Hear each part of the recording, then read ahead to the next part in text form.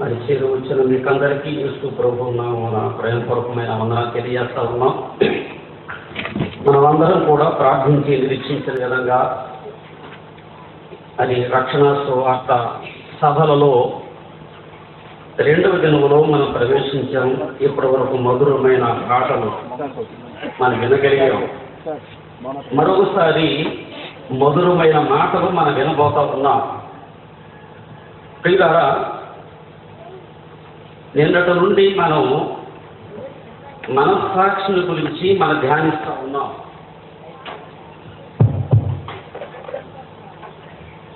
మానవునిలో ఉండే మనస్సు, ఆ మనస్సు యొక్క మర్మం, ఆ విషయాలు మనం ధ్యానం చేస్తూ ఉన్నాం. మరి అన్నీ చెప్పడానికి వీలు కాదు, కానీ మరి ఈ దినము రేపు అవసరమైన మాటలు జ్ఞాపకం చేస్తాను. మరి ఇక్కడ ఇది మనస్సాక్షి అనే మ్యాగజైన్ ఉన్నదండి. ఇది ద్విమాస పత్రిక.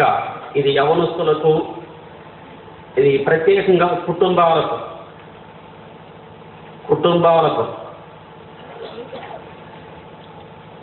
సంసారంలో సమస్యలని, కుటుంబాలకు సంబంధించిన సందేశాలు ఇందులో చక్కగా వ్రాయబడి ఉన్నాయి.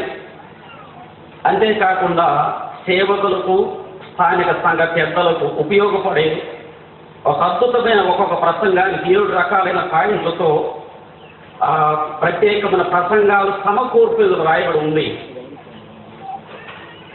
కనుక ఎవరైనా కావలసిన వారు 100 రూపాయలు చెల్లించాలి, అడ్రస్ ఇవ్వాలి. ఆ 2 నెలలకు ఒకసారి ఈ పత్రిక మీ ఇంటి దగ్గరికి వస్తుందని మనం చేస్తూ ఉన్నాం. తర్వాత ఇప్పుడు ఈ మనస్సాక్షిని దీని గురించి ధ్యానిస్తూ ఉన్నాం. ఇది వీడియో క్యాసెట్ అండి. అన్ని సంగతులు మనం చెప్పలేకపోతున్నాం, కానీ అవసరమైన మాటలు రాయబడమే మనస్సాక్షి అని, మనస్సాక్షి మర్మం. ఈ వీడియో క్యాసెట్ 50 రూపాయలు. తర్వాత నిర్మలమైన మనస్సాక్షి.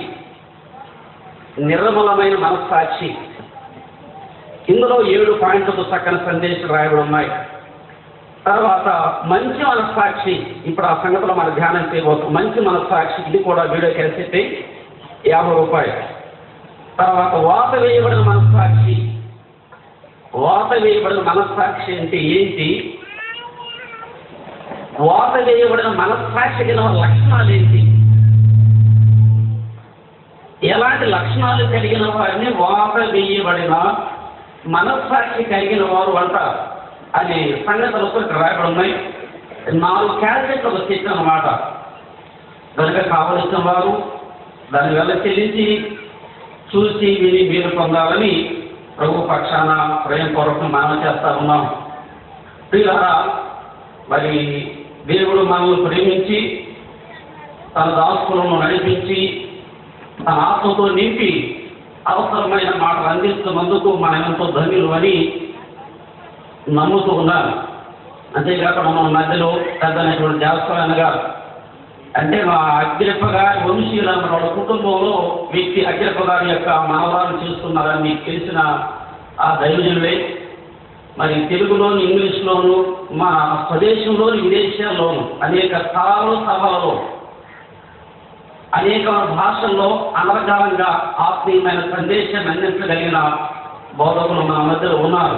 అందును బట్టి మనం ఎంతో ధన్యులు. కనుక ప్రియుల వారికంటే ముందుగా ఒక అరగంట సేపు కొన్ని మాటలు జ్ఞాపకం చేసి ముగిస్తాను.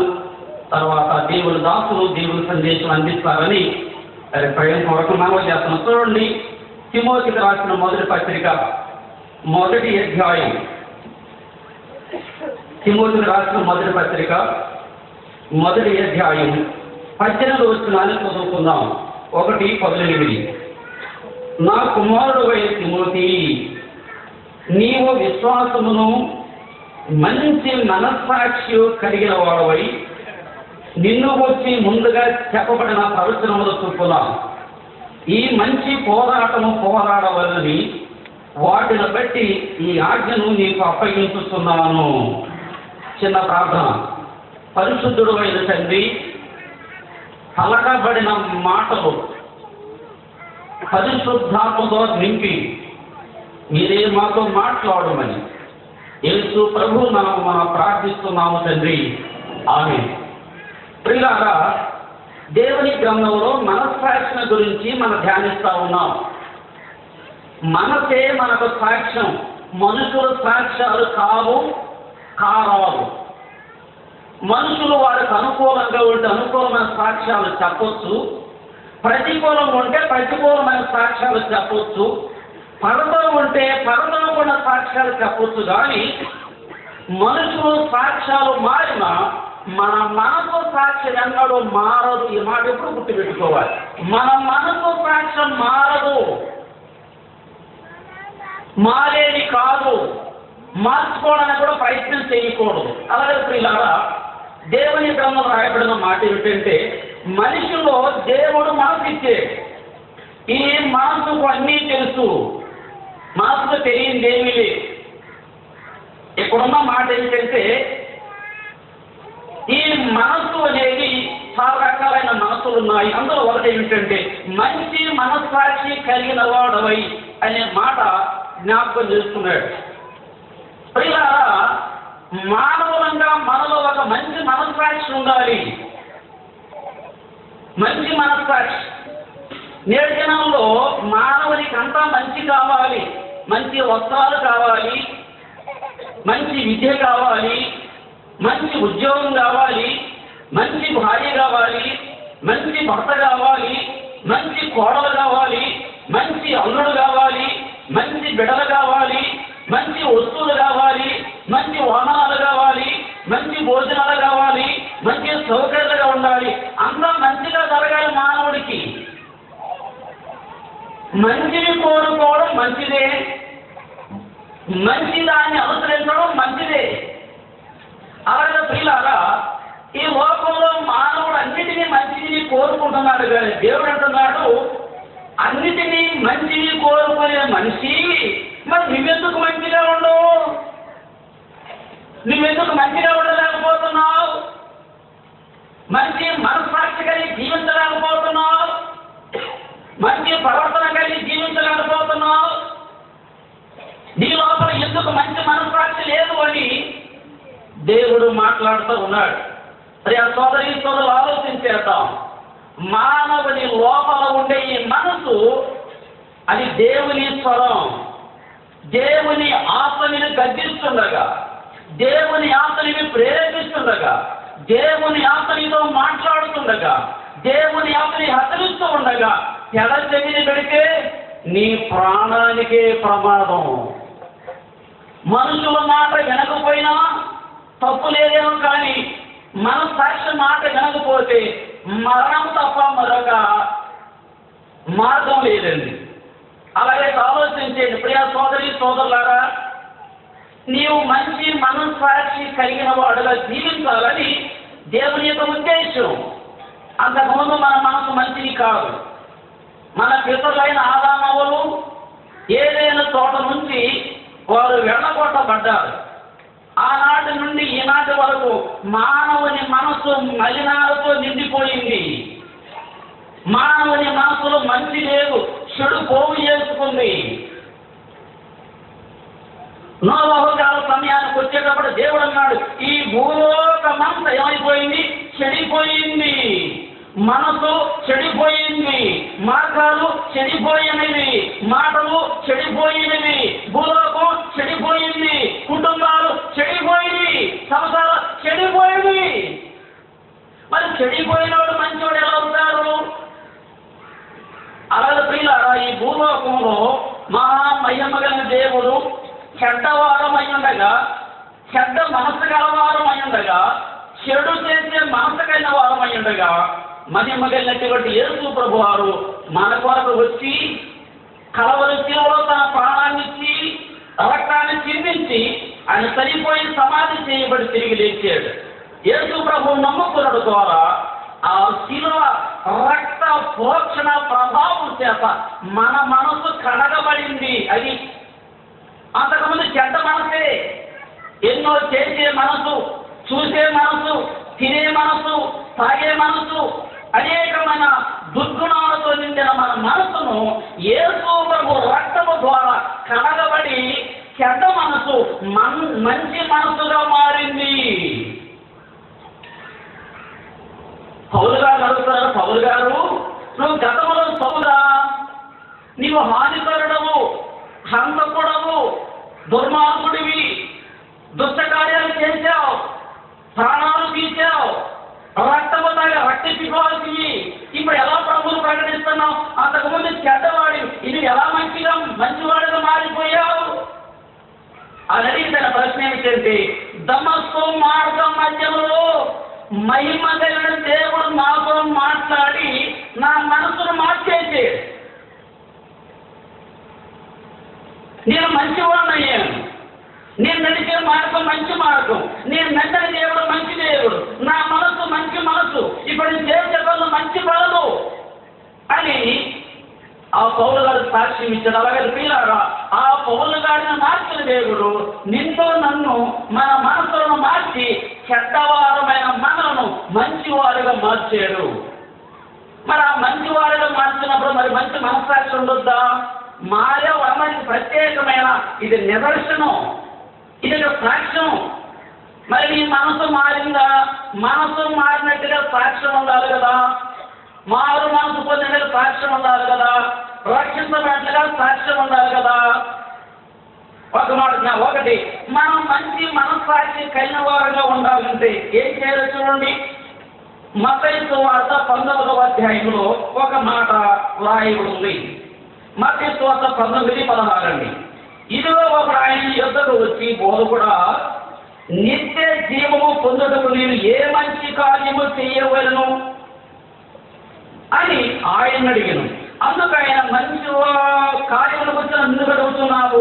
మంచివాడు ఒక్కడే. ఎవరండి మంచివాడు? ఒక్కడే. ఈ భూలోకంలో యేసు ప్రభువు తప్ప మంచివారు లేరు. దేవుడు ఒక్కడే మంచివాడండి. అనేకమైన కులాల వారు, మతాల వారు, దేశాల వారు, ప్రాంతాల వారు, రాష్ట్రాల వారు ప్రపంచమంతా ప్రభు పాదాల దగ్గరకు పరిగెత్తి చేస్తున్నారు. ఎందుకని? ప్రపంచమంతా యేసు ప్రభువును శిరస్సుతున్నారు. ఎందుకని? యేసు ప్రభు దగ్గర వారి జీవితాలు త్యాగం చేస్తున్నారు. ఎందుకని? ఆయన మంచివాడు. మంచివాడంటే మరి ఈ లోకంలో చాలా ఆ భావంలో వచ్చే నాకు తెలిసిన భావం ఏంటంటే, మంచివాడు అంటే మచ్చలేనివాడు అని. మచ్చలేనివాడు. ఇలా ఈ భూమి మీద దేవుడులో, దేవతలో, మునులలో, ఋషులలో, బాబాల్లో, భక్తులలో ఆయన మచ్చలేని దేవుడు అంటే ఏ మచ్చ లేదు. ఆయన మాటల్లోనైనా, మార్గంలోనైనా, జన్మలోనైనా, క్రియల్లోనైనా ఎక్కడ ఏ మచ్చ లేనివాడు. యేసు ప్రభు అన్నాడు, భూమి మీద బ్రతుకున్న దినాల్లో ఎవడైనా నా యందు పాపం ఉన్నదని స్థాపించగలంటే, రుజువు చేయగలని 2014 సంవత్సరాల క్రితం ఆయన ప్రశ్న వేస్తే, ఆ ప్రశ్నకు ఆయన ప్రభు ప్రశ్నకు ప్రపంచమంతా ఈనాటి వారికి సమాధానం చెప్పలేక నోరు మూసుకుంది. ఎందుకంటే ఆయన మచ్చలేని మహనీయుడు, మచ్చలేని మహిమగల దేవుడు కనుక ఆయన మంచివాడని ప్రపంచమంతా గుర్తించిందండి. అందుకని అనేక మంది ఎందుకు వస్తున్నారంటే, యేసు ప్రభు మచ్చలేని మంచి దేవుడు అని నమ్మారు. అలాగే తీరారా, మచ్చలేని మంచి దేవుడు యేసు ప్రభుని నమ్మిన మనం కూడా గతంలో మనకి ఎన్నో మచ్చలు ఉన్నాయి, ఎన్నో జ్ఞాపకాలు ఉన్నాయి, ఎన్నో వార్తలు ఉన్నాయి, ఎన్నో దెబ్బలు ఉన్నాయి, ఎన్నో అనేకమైనటువంటి పరిస్థితులు మనకు ఉన్నాయి. కానీ యేసు ప్రభువారు ఆ గాయాలన్నీ కడిగేసి ఎక్కడెక్కడ దెబ్బ తిన్నామో, ఎక్కడెక్కడ పడిపోయామో, జారిపోయామో, తొలగిపోయామో, చేసామో, చూసామో, నడిచామో పాత జ్ఞాపకాలు, పాత గాయాలు చాలా ఉన్నాయి. యెషయా చెప్పాడు కదా, ఆ గాయాలు కట్టబడలేదు అన్నాడు. ఆయన దేవుడు మన గాయాలు కట్టాడు, అవన్నీ పిండాడు, శుద్ధి చేశాడు, పవిత్రపరిచాడు, మంచి వాళ్ళగా మార్చాడండి. అలాగే ప్రియారా, ఇంత మంచి దేవుడిని నమ్మిన మనము మంచి మనస్సాక్షికి వెళ్ళిన వారమై ఉండొద్దా? ఏమనుకున్నారంటే, ఒక విద్యార్థిని చదివింత మంచి కాలేజీ కావాలి, ఎందుకని మంచి కాలేజీలో మంచి పాఠాలు చెబుతారు అని. అలాగైతే ప్రియ సోదరులారా, మానవులందరూ మంచిని కోరుకుంటా ఉన్నప్పుడు దేవుడు కూడా ఏమనుకున్నాడు, నీవు కూడా మంచి మనస్సాక్షి కలిగిన వాడవై ఉండాలని. అలాగైతే మంచి దేవుడు యేసు ప్రభువుని నమ్మాలి.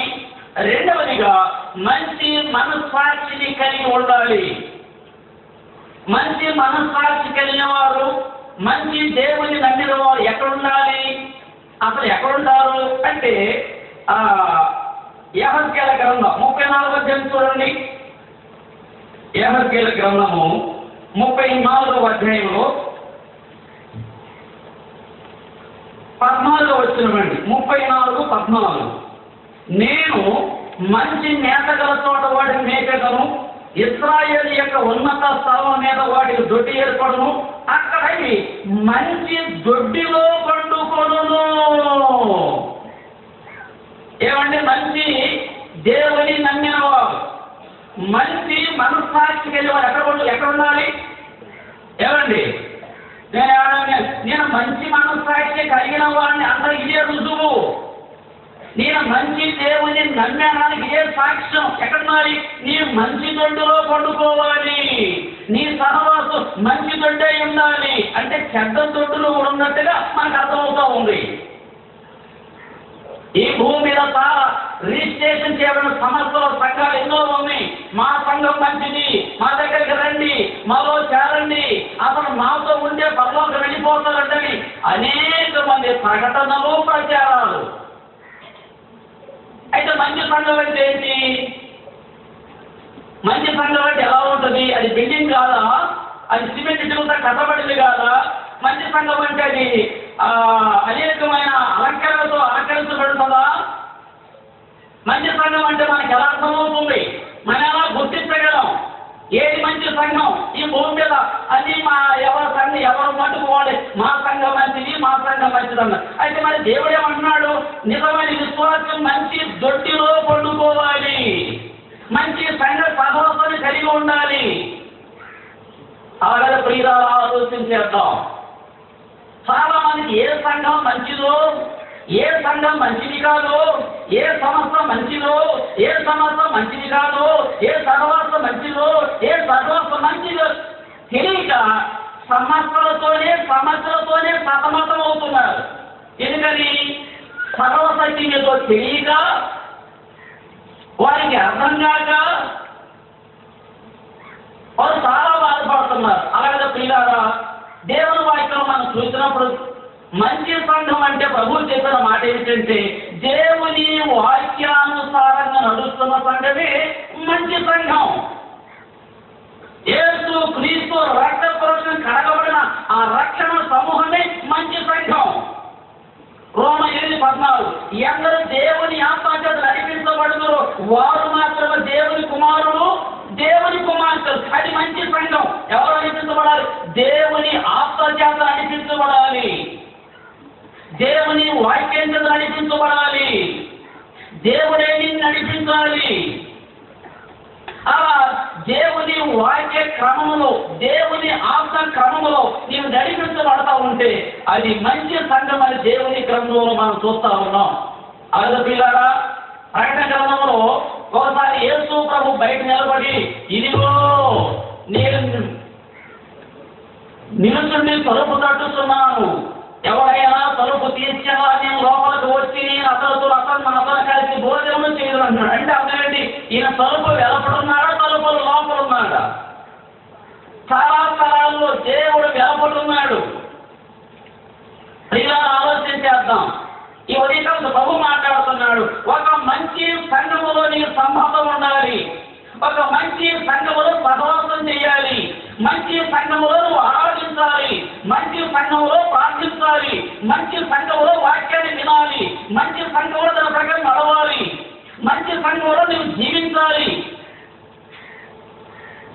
అందుకని దావీదు కూడా చెప్తాను అంటాడు, యెహోవా నా కాపరి పచ్చికల చోట్ల, యెహోవా నా కాపరి నాకు లేమి కలగదు, పచ్చికల చోట్ల ఆయన నన్ను మరి ఆడబడితే ఆడ తిరుగుతాను, ఆడన్నా ఏడన్నా అది కుదరదు. నీవు ఎక్కడి సహవాసం ఏంటి, నీ పరిస్థితి ఏమిటి, నీ సాక్ష్యం ఏమిటి, నీ ప్రవర్తన ఏమిటి, నీ పద్ధతి ఏమిటి, నీ జీవిత విధానం ఏమిటి, ప్రభువుని నమ్మిన నీ ప్రణాళిక ఏమిటి, నువ్వు ప్రయాణం చేస్తున్న మార్గం ఏమిటి, అలాగే ఆలోచన చేయాలి. అలాగే పిల్ల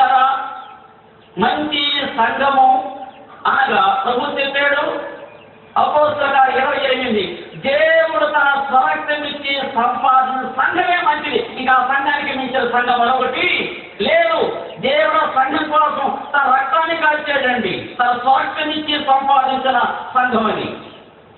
అలాగే ప్రియులారా, యేసు రక్తముతో కట్టబడిన సంఘం, స్థాపించబడిన సంఘం. ఈ ఉదయకాల సమయంలో దేవునితో మాట్లాడుతూ ఉన్నాడు. అలాంటి దేవుని చేత కొనబడి, కడగబడి, కట్టబడి, స్థాపించబడి, నడిపించబడుతున్న దేవుని సర్వ సత్య సంఘంలో నీకు సంబంధం ఉందా లేదా? నీవు మంచి దేవుని నమ్మిన వ్యక్తివైతే, మంచి సాక్ష్యము, మంచి మనస్సాక్షి కలిగిన మనిషివైతే ఎవరు ఎక్కడుండాలి? మంచి సంఘంలో నీవు ఉండాలి అనేది దేవుని చూస్తున్న గొప్ప సత్యం. అలాగే ప్రియులారా, చాలా మందికి మంచి దొడ్డి అంటే దేవుని యొక్క సంఘం. కొంతమందికి ఏ దొడ్డి మంచి అర్థం కావడం వల్ల. కానీ దేవుడు చెప్పాడు, యెషయా గ్రంథం 1:3 అన్నాడు, ఆకాశమా ఆలకించము, భూమి చెవియొగ్గుము, ఈ పిల్లలు పెంచి గొప్పవారిగా చేసిన గాలి వీరు నా మీద తిరగబడి ఉన్నారు. ఎద్దు తన కామమును ఎరువును, గాడిద తన సొంత వాణి దొడ్డి తెలుసుకోను. అంటే గాడిని తెలుస్తుంది గండి ఏమిటో, గాడికి తెలుసు తన దొడ్డి లేదు, యజమానుడు దొడ్డి. గాడిని వేసింది కానీ గాలికి కూడా తెలియదు.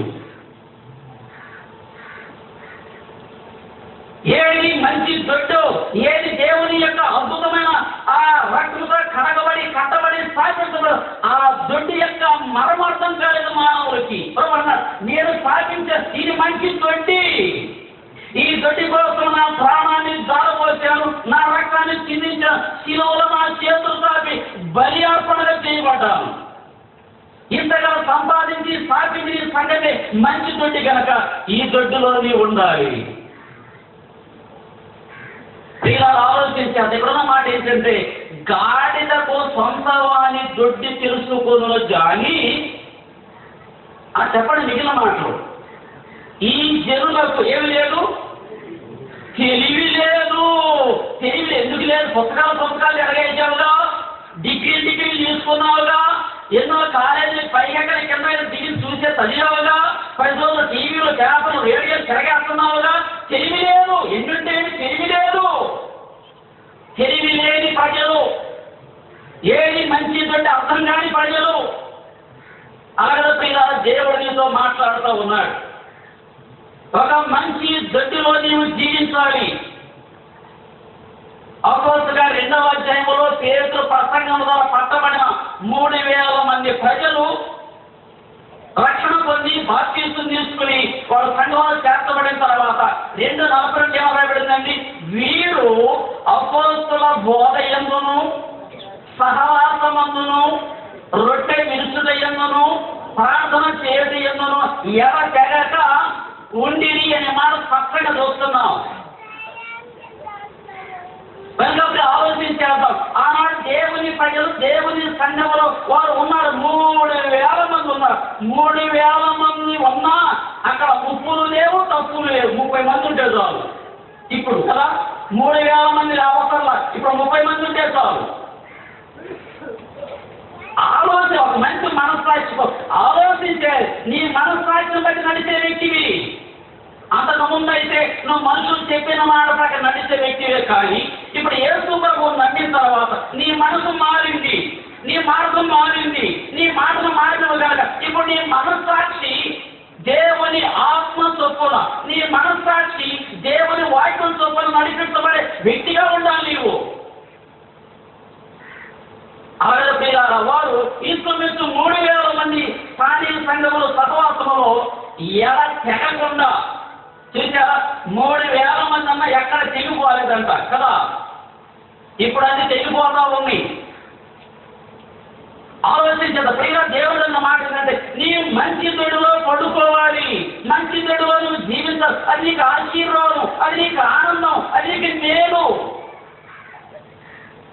అలాగైతే నీ సొంత దొడ్డి చాలా ప్రాముఖ్యమైంది. ఇక్కడ దొడ్డి తెలుసుకొను గాని ఈ జనుకు తెలివి లేదు. గాడిదకి గంది దేవుడు అర్థమైంది కానీ ప్రజలకు అర్థం కావడంలా. ప్రియాలు ఆలోచించేత భూమి మీద మన మందిరంలో దేవుని సంఘంలో మన సీటు ఎప్పుడు కావాలంటే మనం చచ్చిపోతే మన సీటు కాడైపోవద్దు. అప్పుడు దాకా ఆయన సురక్షణ ఇచ్చి సంపాదన సంఘంలో మన స్థలం అలాగే ఉండాలి, మన స్థానంలో అలాగే ఉండాలి. అప్పుడే అది దేవుని యొక్క వాక్యం నెరవేర్చిన వాళ్ళం అవుతాం. మరణం వరకు మనం అక్కడే ఉండాలి, మరణం వరకు మనం అక్కడే జీవించాలి. మరణమే సంఘాన్ని మనం వేరు చేసేది. ఏది వేరు చేయడానికి వీలేదు, ఎవరు వేరు చేయకూడదు. ప్రభు చెబుతా అద్భుతం అన్నమాట. నేను మంచి దొడ్డిలో పండుకోలేదు నా గొర్రెలు. గొర్రెవైతే దేవుని యొక్క మంచి దొడ్డిలో పండుకోవాలని జ్ఞాపకం చేస్తారు. ఏదంటే అది వారి సొంత దొడ్డి అని అంట. బైబిల్లో సొంతం అని అవి వచ్చే మ్యాగ్జాన్ వేయబోతున్నాం. సొంత దొడ్డి. రెండో మాట ఏంటంటే కొన్ని రాసిన పత్రిక 7:2 అంటాడు, జాగ్రత్తము జరుగుతున్నందువల్ల ప్రతి వారికి ఏమన్నారంట, సొంత వారి ఉండవలేను, సొంత భర్త ఉండవలేను అని. అది కొన్నిసార్లు ఏందో మరి పరలోకం భూలోకం కాదు పరలోకం అన్నట్టుగా మనకు ఫీల్ అయిపోయి అబ్బో ఇలాంటి మాటలు మనకి వినకూడదు అన్నట్టుగా చాలా మరి మాటలు వినడానికి మనసు కష్టమైతే మరి ఇక్కడ చేయించవలసింది ఏంటి?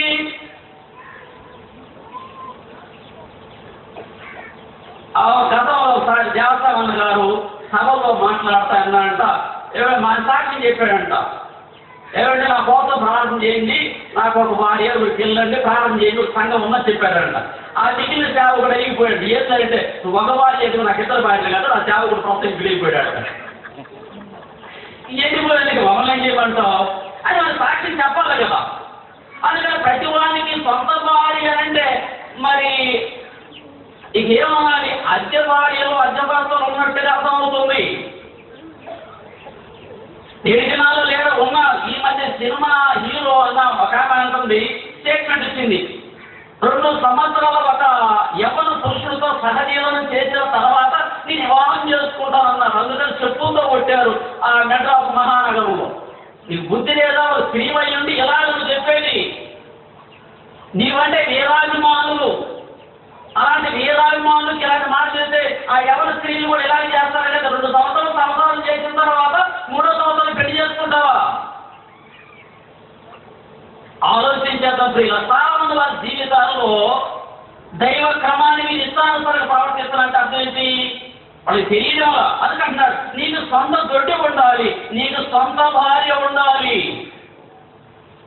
చాలా పంపిణీ లేదమ్మా. ఎందుకని అద్దెంట్లో అన్ని ఏర్పాట్లే. వాడు మేల్కొడితే ఒప్పుకోడు, గీత గీత ఒప్పుకోడు, నెంబర్ అయితే ఒప్పుకోడు, తలుపు కిరుమంటే ఒప్పుకోడు, బాత్రూంలో చదవలసి ఒప్పుకోడు, నీళ్ళు అయితే ఒప్పుకోడు, మోటార్ అయితే ఒప్పుకోడు. అన్ని ఇబ్బందులే. ఎందుకని అద్దెంట్లో ఉన్న వాళ్ళకి అక్కడతో బాగా తెలుసు. అందుకని అది సొంత నీళ్ళు అయితే నీకు ఇబ్బంది లేదు, వస్తువులున్నా ప్రశాంతంగా పడుకోవచ్చు. అలాగే పిల్లారా, ఉదయకాల సమయంలో ప్రవన్నాడు నీవు సొంత దొడ్డిని కలిగి ఉండాలి. నీకు స్థానిక సంఘము సొంత దొడ్డి. రెండవదిగా సొంత భార్య కలిగి ఉండాలి, సొంత భర్త కలిగి ఉండాలి.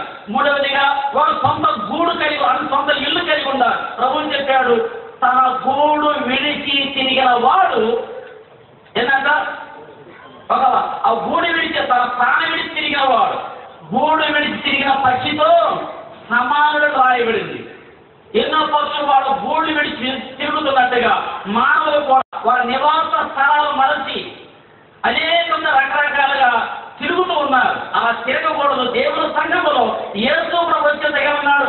అయ్యా మీరు నడవమన్నాడా లేకపోతే ఏమన్నా కూర్చోమన్నాడు. మీరు విశ్రాంతి ఆ మంచి దొడ్డిలో పండుకోండి, ఆ మంచి దొడ్డిలో నివాసం చేయండి, పండుకోండి. ఆ దొడ్డిలో ఎంత అద్భుతమైన మాట.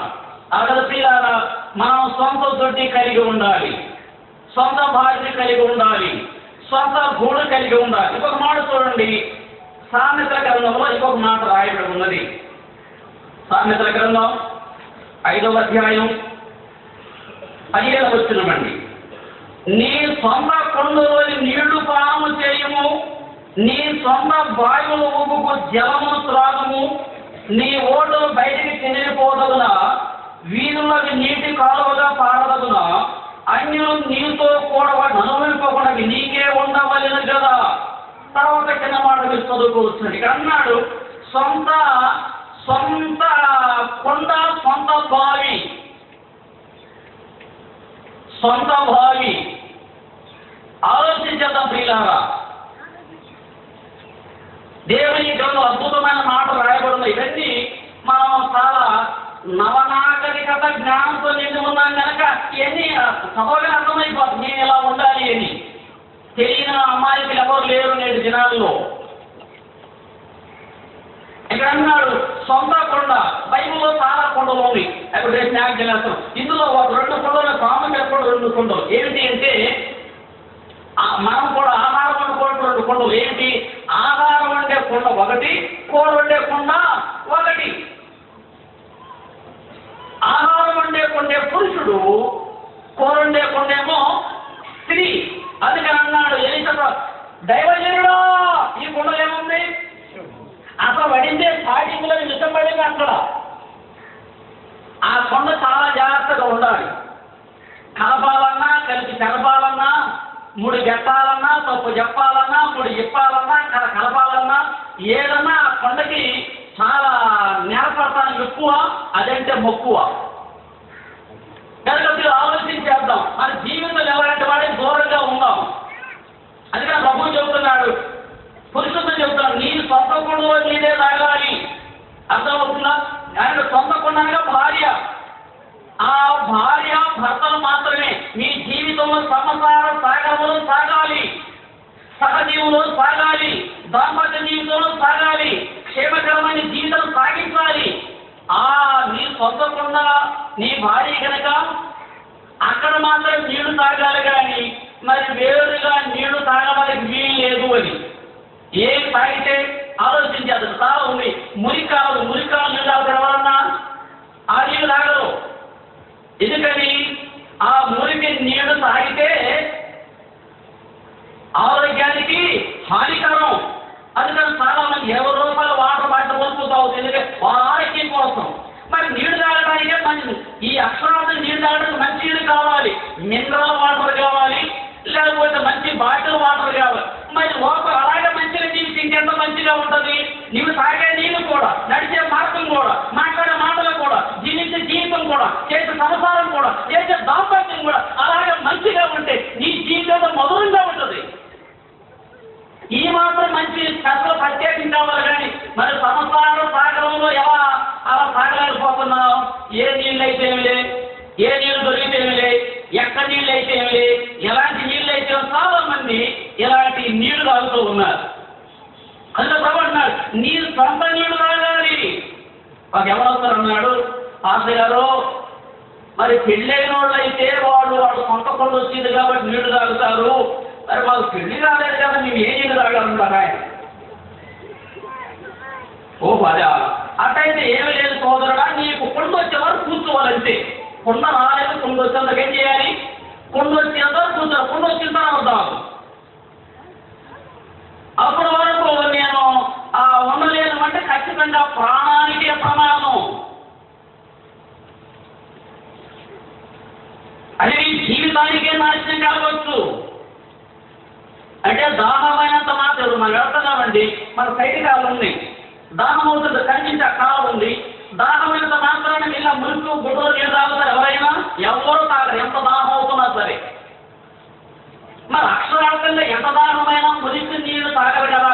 మరి సంసార జీవితంలో, కుటుంబ జీవితంలో, మానవ జీవితంలో మరి దాహం అయిందని దారిని పోయే ప్రతి గుంటలో అన్ని నీళ్లు తాగుతామంటే నీ ప్రాణానికి అంత ప్రమాదం, నీ జీవితానికి అంత. సత్య ప్రభు చెప్పాడు, ఇందులో 2 గుంటలు చెప్పాడు. దానికి ఏమన్నాడు? కీర్తన 40 కీర్తనలో, నాశనకరమైన గుంటలో నుండి నన్ను పైకి, అయ్యో ఆ గుంటలో పడితే నాశనమే.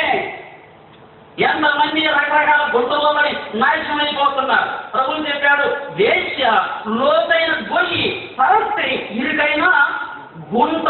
ఎంతమంది గోతులు, ఎంతమంది గుంటలు, ఎంతమంది కాలంలో వాళ్ళు పడి ఆ నీరు తాగి నశిస్తూ ఉన్నారు. ఏది వ్యాధులతో. జబ్బులతో వాడి దేహం చెడిపోయి నడవలేక తినలేక కూర్చోలేక భయంకర వ్యాధిగ్రస్తులు కారణం ఏమిటంటే వేరే వేరే నీళ్లు తాగినందువలన. ఒక ఆయన అన్నాడు, అన్న రాత్రి నీళ్ళు తాగినట్టు జలుబు చేసిందన్న. ఒక పూట నీళ్లు తాగితే నీళ్ళు జలుబు చేస్తే మరి లోపల చాలా మంది రకరకాల నీళ్లు తాగుతూ వాడు పరిస్థితి ఏంటి? ఎందుకు తాగుతావు? అది నీ ప్రాణానికే ప్రమాదం. ఈ నీళ్ళు తాగిన దేహానికే కొంచెం జలుబు తందు రావచ్చు, కానీ లోకంలో అవన్నీ అనేక రకాలైన ఆ పాప నీళ్లు తాగితే నీ ప్రాణానికే ప్రమాదం. అందుకన్నాడు, నీ సొంత కుండలో నీళ్ళు మాత్రమే తాగాలి, సొంత భార్య ఉండాలి, సొంత కుటుంబం ఉండాలి, సొంత గూడు ఉండాలి, సొంత సంఘం ఉండాలి, సొంత దొడ్డు ఉండాలి. అది కూడా ఏమన్నాయంటే అది మంచి దొడ్డి రాయబడి ఉన్నది. అలాగే దేవుని గ్రంథంలో ఒక మాట జ్ఞాపకం చేస్తారు. చూడండి, దేవుడు అన్నాడు, వారు మంచి దొడ్డిలో మరి పడుకోబెట్టుతును అని దేవుడు జ్ఞాపకం చేస్తూ ఉన్నాడు. మనం మంచి దొడ్డిలో ఉండవలసిన వారం అయిందామండి. బైబిల్లో ఒక వ్యక్తి మంచి దొడ్డిలో ఉండటానికి మనసు లేదు. లోకాసు వార్త 15వ అధ్యాయంలో చిన్న కుమారుడు ఉన్నాడు. ఎక్కడికి వెళ్ళిపోయి ఎదుడికి వెళ్ళిపోయాడు? ఎదుడికి వెళ్ళాడు. మీకు తెలుసుకొని నీకు అర్థమైంది కానీ చెప్పలేకపోతున్నారు. చెబితే ఏమనుకుంటారని. తగ్గిపోయిన చిన్న కుమారుడు ఏ దొడ్డికి వెళ్ళాడు? పందుల దొడ్డి తినండి. అనగా పరిశుద్ధమైన దేవుని సంఘాన్ని ఆ బ్రహ్మమాడిన ఆ సొంత దొడ్డి విడిచినటువంటి వ్యక్తి సొంత కుటుంబాన్ని తల్లి తండ్రి అన్నదమ్ములు విడిచిపెట్టి వెళ్ళిపోయి మీ చిన్నవాడు ఎక్కడికి వెళ్ళాడంటే పందుల దొడ్డికి వెళ్ళిపోయాడు. ఆ పందులు నివాసం చేస్తున్నాడు. పందులు పొట్టు తినడానికి ఆశపడుతున్నాడు. అలాగే ప్రియులారా ఆలోచించేద్దాం. ఎందుకలా? రక్షించబడిన వారు దేవుని గొర్రెలు గొర్రె పిల్లలు. గొర్రెలు మంచి దొడ్డిలో పండుకోవాలి, కానీ పందుల దొడ్డికి ఏం పని? పందుల దొడ్లకు ఎందుకు పోతా? కొన్ని పందుల దొడ్డులు ఉన్నాయి, కొన్ని పశువుల దొడ్డులు ఉన్నాయి, కొన్ని గొర్రెల దొడ్డులు ఉన్నాయి. దేవుని నమ్మిన పిల్లలు మంచి దొడ్డులోనే పండుకోవాలని బైబిల్ స్పష్టంగా బోధిస్తూ ఉన్నాడు. అలాగే ప్రియులను ఆలోచించేద్దాం. దేవుని సంఘమే మంచి దొడ్డి కనుక ఆ మంచి దొడ్డులోని మనం జీవించవలసిన వారం అయి ఉన్నాం. మంచి దొడ్డులు ఏముంటుంది? ఇప్పుడు 34:14 యెహెజ్కేలు గ్రంథం 34:14 యెహెజ్కేలు గ్రంథము 34వ అధ్యాయం 14 వచ్చినమండి. నేను మంచి మేతగల చోట వాటిని మేతను. మేతలో 7 రకాల మేతలు చెప్పాలి. మేత అన్ని మేత కాదు. ఇక్కడ చూస్తున్నాడు ఆ మంచి దొడ్డి ఉంటే మంచి దొడ్డి కూడా ఏం దొరుకుద్ది? ఏమండి, మన కొన్నిసార్లు మంచి బట్టల షాప్కి అయితే మంచి బట్టలు దొరుకుతాయి. అదే విధంగా ఒక మంచి దొడ్డు ఏం దొరుకుతుంది? మంచి మేత దొరుకుద్ది. మంచి దొడ్డులో మంచి మేత దొరుకుద్ది. అలాగే ప్రియులారా, నువ్వు మంచి మేత మేస్తున్నావా, కాని మేత మేస్తున్నావా? నువ్వు మేసే మేత మంచి మేతేనా? నీకు ఆరోగ్యం కలిగించే మేతేనా? ఆశీర్వాదం కలిగించే మేతేనా? ఆర్థికంగా బలపడే మేతేనా? నువ్వు బాగుపడే మేతేనా? నేను ఆదరించే మేతేనా? నిరీక్షణకరమైన మేతేనా? నీ నిలబెట్టే మేతేనా? పరలోకంతో పంపబడే మేతేనా? దేవుని ఆత్మచేత నడిపించబడుతున్న మేత. ఈ మేత వేస్తే నీకు బలం. మంచి మేత వేయాలి. ఇప్పుడు ఈరోజు రేషన్ ఎవరు తిన్నారండి? రేషన్ కేజీ రూపాయికి వస్తున్నా వాటిని చెల్లాలి. ఎందుకని? వాటిలో ఏం బలం లేదన్నా. మరి ఏం తింటే బలం? కేజీ బియ్యం 50 రూపాయలంట. 50 రూపాయల బియ్యం తింటే బలం అన్న. మంచి బియ్యం. అంటే ఈ దేహాన్ని పెంచుకోవడానికి మంచి మంచి మంచి మటన్లు, చికెన్లు, పూరీలు, చపాతీలు, లడ్డులు, కోడిగుడ్డులు, బాదుగుడ్డు ఎన్ని కావాలా? ఈ వేగడానికి. మరి లోపల రాష్ట్ర సంగతి ఏంటి? ఎక్కడ దేవులే మంచి వాక్యం లేకపోతే ఏమిలే, ఆరాధన లేకపోతే ఏమిలే, విజ్ఞానం లేకపోతే ఏమిలే, ప్రాంతం లేకపోతే ఏమిలే, సంఘం లేకపోతే ఏమిలే, సభలకు వెళ్ళకపోతే ఏమిలే. మరి వెళ్ళకపోతే మేత దొరుకుతుంది నీకు. మంచి మేత వేయాలి కదా. మంచి మేత మేస్తే నీకు ఆత్మకు బలం. నువ్వు మంచి మేత వేయలేకపోతే నువ్వు బలహీనంగా ఉంటావు. నీకు బలం ఉండదు. డాక్టర్ గారు చెబుతున్నారు, పరీక్ష చేస్తే అమ్మ నువ్వు చాలా బలహీనంగా ఉన్నావమ్మా, చాలా నీరసంగా ఉన్నావమ్మా, నీకు రక్తం తక్కువ అయిపోయిందమ్మా, ఇప్పుడు ఏం చేయాలి? బాగా తిను, అన్నీ తెచ్చుకుని తిను బాగా. అన్నీ తెచ్చుకుని తింటే బలం. మరి అన్నీ తెచ్చుకుని తింటే బలం అని చెప్పినప్పుడు మరి మన జీవితం మన ఎలా ఉండాలండి? శరీరానికి బలం రావడానికి అన్నీ తినాలి. మరి ఆత్మకు బలం రావడానికి మనం ఏం చేయాలి? వాక్యాన్ని వినాలి, అంటే వాక్యాన్ని తినాలి, ప్రార్థన చేయాలి, విజ్ఞాపనం చేయాలి, ఆరాధించాలి, దేవునికి రావాలి, వాక్యాన్ని చదవాలి, వాక్యాన్ని వినాలి, దాని ప్రకారం నడవాలి. అప్పుడు మనకు మంచి బలం. అందుకన్నాడు నువ్వు మంచి మేత నెయ్యి. ఏదో ఒక మేతలేనా, దొరికిన మేతాలన్నా, 2 మాటలు వాళ్ళన్నా అన్న కాదు. సరి అయిన మేత నెయ్యి. నీకు మంచి మేత వేస్తే నువ్వు చాలా బలంగా ఉంటావు. ఆ మాట జ్ఞాపకం చెప్తాను చూడండి. 14 సోదరులారా, 34:14. ఇశ్రాయేలు యొక్క 14 చదవండి. నేను మంచి మేతగల తోట వాటిని మేపెదను. ఇశ్రాయేలు యొక్క ఉన్నత స్థలముల మీద వాటికి దొడ్డి ఏర్పడును. అక్కడ మంచి దొడ్డిలో పండుగలను. ఇశ్రాయేలు పర్వతముల మీద బలమైన మేతగల, వినండి, బలమైన మేతగల స్థలముందవి మేయును.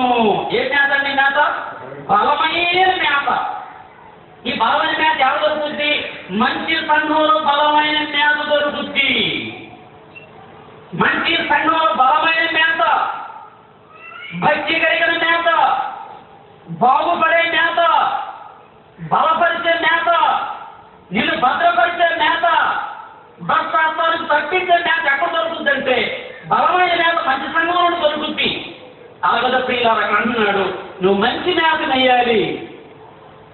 ఏదో మేత తినడానికి వీళ్ళు మంచి మేత వేస్తే నువ్వు మంచి మనస్సాక్షి కలిగిన వ్యక్తిగా జీవిస్తావు అని ప్రభు మాట్లాడుతూ ఉన్నాడు.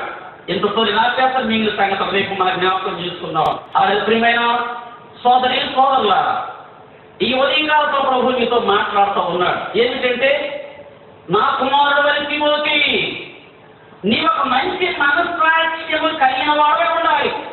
ఎందుకని? 1, యేసు ప్రభు మంచి దేవుడు.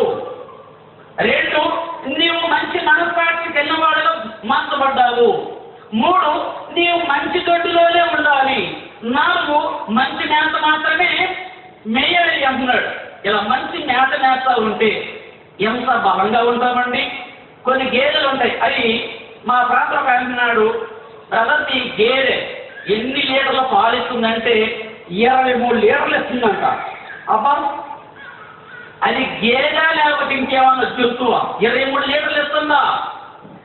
23 లీటర్లు పాలు ఇస్తుందంటే దానికి ఎంత మేత పెడుతున్నాం కదా, ఎంత ఖర్చు పెడుతున్నాం, ఎంత కష్టపడుతున్నాం, దాన్ని ఎంత నీళ్ళతో కడుగుతున్నాం, ఎంత శుద్ధి చేస్తున్నాం, ఏ హాని రాకుండా, ఏ వ్యాధి రాకుండా, దానికి ఏ ఇబ్బంది కలగకుండా ఎంతో మేత మేపితే అది రేపు పాలివ్వగలుగుతుంది. మేము బలమైన మేత పెడతాం కనుక బలమైన ఉత్పత్తి కలిగిస్తున్నది. అలాగే ప్రియులారా, మా బలమైన మేత వేయాలి. ఒక మంచి మేత వేయాలి. మంచి మేత మంచి సంఘంలో దొరుకుతుంది. ఆ మంచి దేవుడు ఆయన మేపిస్తాడు. అంతేకాకుండా మాట దావీదు గారు పలికిన మాట ఏంటంటే 7వ కీర్తనలో, యెహోవా నా కాపరి, నాకు లేమి కలగదు, పచ్చిగల చోట నన్ను పనులు చేస్తున్నాడు, శాంతికరమైన జలముల యొద్దకు ఆయన నన్ను నడిపిస్తున్నాడు. కనుక దేవుడు ఎక్కడ పచ్చిగా ఉంటే అక్కడ మంచి మేతగల చోట నడిపిస్తాడు. అలా నడిపించబడి, అలా మంచి మేత నేర్చి, బలమైన మేత నేర్చి, మనం బలం పొంది బాగుపడి బలవంతుడని యేసు ప్రభువు ఆ రాకడకు మనం సిద్ధంగా ఉండాలని ప్రభు పక్షాన మనం చేస్తా ఉన్నాం. ప్రభు ఈ మంచి మాటలు మన కొరకు దీవించునుగాక. ఆమేన్.